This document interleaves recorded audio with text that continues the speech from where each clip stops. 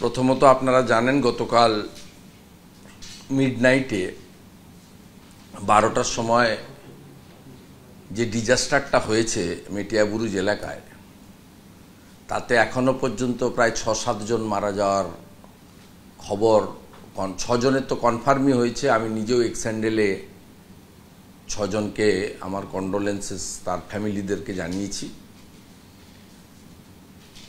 অত্যন্ত বেদনাদায়ক ঘটনা। এবং আমি রাত্রি 1টা 13 মিনিটে প্রথম এক্স হ্যান্ডেলে দিয়েছিলাম, জানেন, তা কারণ তখন গভর্নমেন্ট, পুরো স্টেট গভর্নমেন্ট তারা ঘুমাচ্ছিলেন। আমি 1টা 13তে দিয়েছিলাম কারণ ওই এলাকার বহু মানুষজন আমাকে ফোন করে তারা বলছিলেন, এবং কোনো ইউটিউবার বা লোকাল চ্যানেল পোর্টাল তারা সেখানে গেছিলেন, সেই সময় তাদেরকে কাজ করতেও দেওয়া হচ্ছিল না, বাধা দেওয়া হচ্ছিল, কিছু একটা লুকানোর চেষ্টা করা হচ্ছিল। যাই হোক, আমি মনে করি যদি কালকে ভোরের আগে যদি এনডিআরএফের সাহায্য চেয়ে নিত,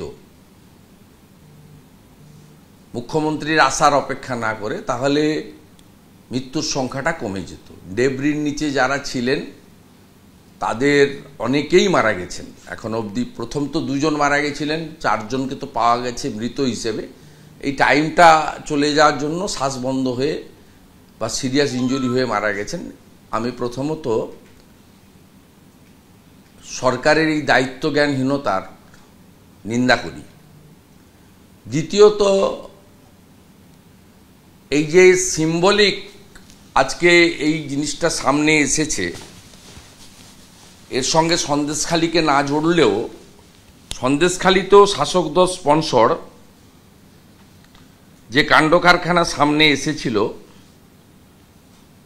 তারপরে পরে বেরিয়েছে, কিন্তু এখানেও গোটা কলকাতা জুড়ে, গ্রেটার কলকাতা, শুধু কলকাতা নয়, কেএমডি এলাকা জুড়ে বলা যেতে পারে, মানে একেবারে বারাসাতের সেই প্রান্ত বাদু থেকে হরিদেবপুর জোকা পর্যন্ত, এই বিস্তীর্ণ কলকাতা বা কেএমডিএ এলাকা বা গ্রেটার ক্যালকাটাতে এই তৃণমূল কংগ্রেস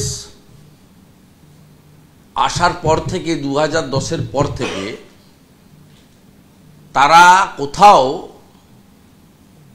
ছোট ডোবা, পুকুর, জলাশয়, এমনকি ক্যানেল, বেহালার চড়িয়াল খাল হোক, কালীঘাটের